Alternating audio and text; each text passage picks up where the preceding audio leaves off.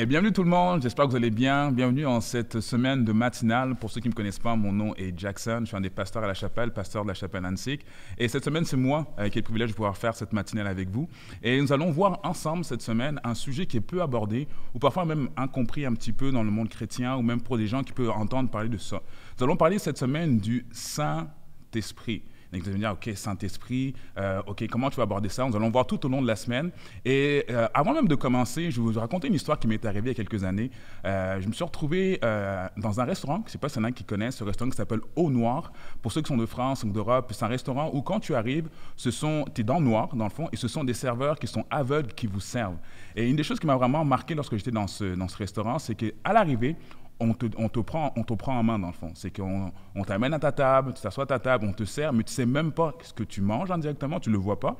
Tu ne sais pas qui sont les personnes qui te servent. Même pour aller aux toilettes, on t'amène vers les toilettes. Tu es vraiment guidé du début jusqu'à la fin.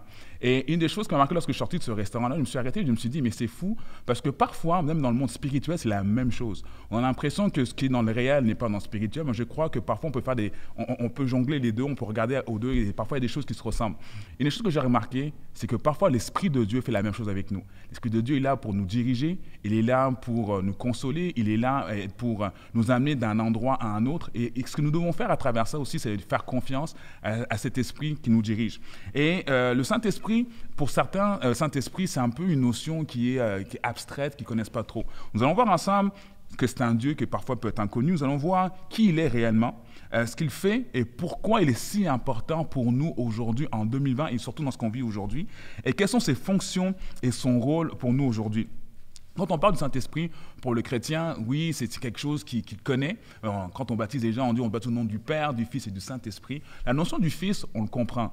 Jésus qui était le Fils, qui a été envoyé par le Père et qui a donné sa vie à la croix. Et quand on parle du Père, c'est une notion de relation de Père avec enfant, Père, on le comprend tout à fait. Mais quand on parle du Saint-Esprit, quelque chose qui est tellement méconnu et tellement incompris. Et nous allons nous arrêter tout au long de cette semaine et regarder à ça.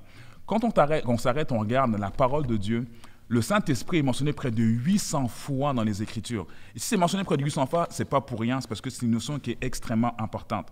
Ce n'est pas quelque chose d'intangible, je tiens vraiment à le dire. Le Saint-Esprit n'est pas quelque chose d'intangible, pas quelque chose d'incorporel, pas quelque chose d'impalpable, quelque chose d'indéfinissable et d'impondérable. C'est une des choses qui est importante à saisir. Le Saint-Esprit, la manière dont on le matérialise parfois, on est un petit peu loin de ce qu'il est réellement. On va regarder des notions, on va regarder quelles sont ses fonctions indirectement aujourd'hui et nous allons essayer de mieux comprendre qui il est. Une des choses que la parole de Dieu nous dit, avant tout, ce Saint-Esprit est une personne. La personne du Saint-Esprit. Elle a différents rôles. Un des rôles qu'on lui donne, c'est qu'il est avocat et le défendeur.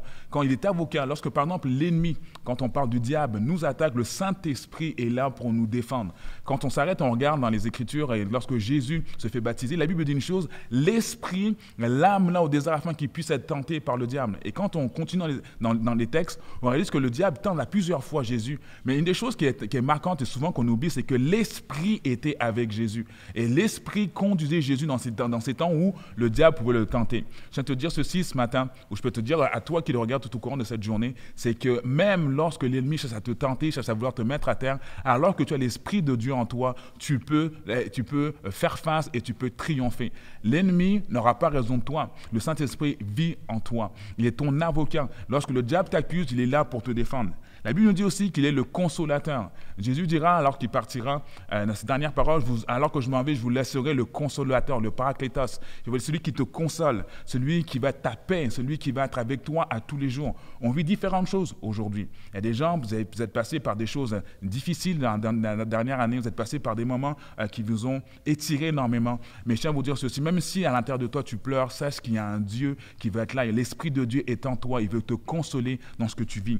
La Bible nous dit également une chose, dans Jean 14, 26, que le Saint-Esprit est un enseignant. Il dit ceci, « Mais le Consolateur, l'Esprit Saint, que le Père enverra en mon nom, vous enseignera toutes choses, il vous rappellera tout ce que je vous ai dit. » et vous enseignera. Une chose que j'ai vraiment réalisée, c'est qu'alors que je lis la parole de Dieu, je me laisse enseigner par la parole de Dieu, il y a des révélations que Dieu veut me donner à travers son esprit. La plupart des messages que vous pouvez entendre, que ce soit de pasteur David Potier, le pasteur Josias, pasteur Jean-Philippe, pasteur Jean-René ou même de moi, il y a des portions du message, peut-être que vous ne le réalisez pas, c'est vraiment des portions du message qui sont inspirées de la parole de Dieu, inspirées de Dieu. Il y en a qui pensent que tout est écrit sur les feuilles ou tout est pratiqué. Et des fois, dans des messages, il y a des moments où c'est l'esprit qui nous dirige à dire des choses et même des fois, on sort du message et mais pourquoi j'ai dit ça? Et la chose qui m'a surtout frappé à plusieurs reprises, c'est après une prédication, des gens viennent te dire, mais c'est incroyable, à ce moment-là, c'est vraiment le moment que Dieu m'a parlé énormément. Et ces moments-là, c'était même pas écrit sur mes feuilles, c'est des moments, je crois vraiment, que Dieu m'a dirigé à pouvoir le dire. Et c'est des moments que je crois que l'Esprit a agi dans la vie des gens.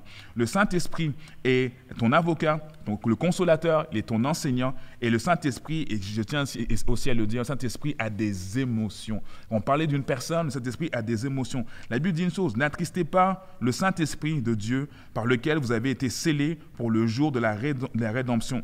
N'attristez pas. Et comment on peut attrister le Saint-Esprit? C'est parfois dans nos actions. Lorsqu'on pêche, on peut attrister le Saint-Esprit. Lorsqu'on le repousse, on peut attrister le Saint-Esprit. Et ma prière pour vous aujourd'hui, c'est qu'alors qu'on va regarder tout au long de cette semaine ce qu'est le Saint-Esprit, que nous puissions vivre tout ce que je viens de dire, nous puissions vivre ces éléments, que nous puissions voir Dieu agir en nous, que le Saint-Esprit nous accompagne tout au long de cette semaine. Et ma prière pour chacun d'entre vous, c'est que le Saint-Esprit vienne se révéler à vous comme jamais il a pu le faire avant. On va prier ensemble et après ça, on va se voir demain pour la suite de cette semaine sur le Saint-Esprit. Prions. Seigneur Dieu, je te rends grâce et je te remercie, Seigneur, pour encore cette semaine que tu nous donnes. Je te prie vraiment, Seigneur, que tu viennes nous diriger par ton esprit, que chaque portion de message qui va être apportée de cette matinale vienne nous rejoindre des gens de partout dans la francophonie. Je te prie vraiment que ton esprit agisse puissamment au nom de Jésus. Amen. Bonne journée, on se dit à demain.